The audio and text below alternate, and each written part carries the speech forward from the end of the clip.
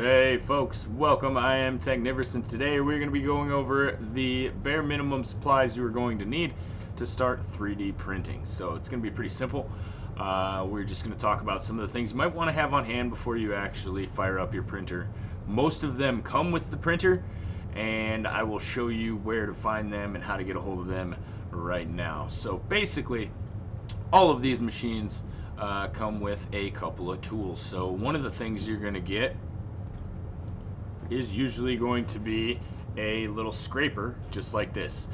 This is going to come in very handy for removing things from the bed, and you'll probably end up with a million of them laying around in the long run, but they do usually ship at least one with the printer, as well as a pair of clippers. Those usually come with it as well, and a small sample of filament. Now, other than the printer, the filament is one of the only things you really need. I mean, I suppose you could fire up the printer without a scraper or clippers, but they come in handy. That's usually why they ship them in the box.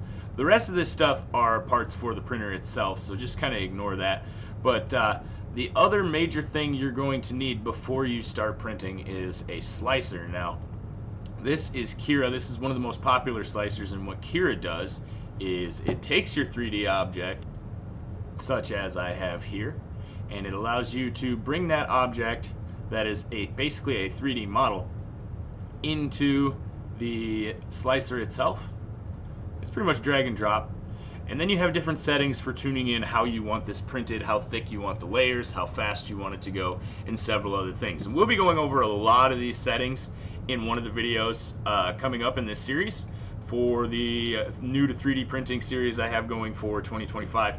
We normally do this every year. We're a little behind, and a lot has changed in 3D printing, so there's going to be quite a few videos in that playlist. Make sure you hit the subscribe button, leave a like, and check out the rest of that playlist as it comes out. So I'm going to hit this slice button. I don't really care about the settings right now. I just kind of want to show you exactly what this software does. Now, that was pretty quick. It's telling me I have an hour and 36 minutes of print time.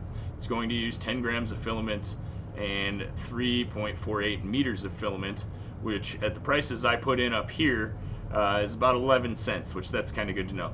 Power cost is 0. So these are our extensions that I put in. We'll go over extensions. We'll go over how to set these numbers up and everything else in a future video. For right now, let's take a look at what our print actually looks like. So if I click the preview tab, I come over here and I can zoom in, and now you can actually see the layer lines in there. And what's even more interesting than that is it tells me how many layers, 374, and I can scroll down through the layers. And if I scroll down to the middle of the model, you'll see this pattern in the middle. That's something very often brought up in 3D printing. It's called the infill. There's several different patterns. There's not really one that's stronger than the rest, but some of them use more filament and slow your print down. So there's a lot of options there. That's one of the things we'll go over when we get into the custom settings. But yeah, so the other interesting thing you can do is not only can I scroll up and down through the layers, let's get real close here. I can actually scroll backwards through this layer and see the actual path that it's going to print. Now if I just hit this little play button here, it'll show me the entire path. This little white dot over here is what's known as the seam, and we'll talk about that soon in another video as well. And then you have two things that are dependent on other settings in here, which are the shells. So the green lines are inner shell layers. The red line you see on the outside, that is your very, very top surface. So now, if I wanted to print this object out, the other thing I didn't show you that should be included in your printer is a little memory stick here. So this one happens to be a large memory stick, SanDisk style. Most of them come with a USB, and some of them come with a USB with a micro scan disk in it. So you're going to need that.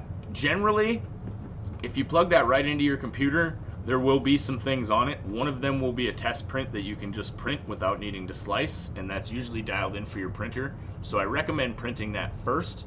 However, if you want to get right into slicing your own models, there is probably also a slicer on that USB stick that comes with your, and you can actually, it's white, but there is a USB stick in there. So there should be software and a couple of test models, if not at least one test model. I recommend printing the test model.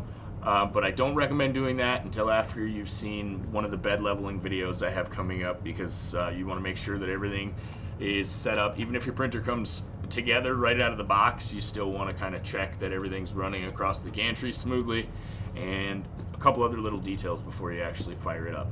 But if I wanted to print this, I would put my USB stick in, I would go down here and hit save to disk. It's as simple as that. Now I don't have a stick in here, but here I can change the name, and I'm going to save it as type G-code. G-code is the type of file that printers read, and that will be best and easiest for me to just stick the USB stick right into the printer, go through the files, and select the printer. So at this time, I would recommend taking that USB stick that you have, plugging it into your printer, and looking for any sort of test model. It will be a G-code file, and you should be able to just hit print as long as you're loaded up. If you have any issues, make sure you stick around for the bed leveling and adhesion video that's coming up soon. That's going to be it for this video, guys. Hope you stick around for the series. If you have any questions, leave them down below in this video. I'll make sure to cover them, especially for those that are new to 3D printers. Now, a lot of these info that I'm giving is true for pretty much every machine. I will tell you if something's machine specific, but I have used several machines. Most of them are Cartesian. I have a couple Deltas and some Core XY too, but the most common machine you'll find, like the Ender 3 style printer, is a Cartesian printer. So we're going to kind of stick to that as the basis of what we're going to be doing in this series. Thanks for stopping by. Don't forget to leave a like, guys. We'll see you in the next one.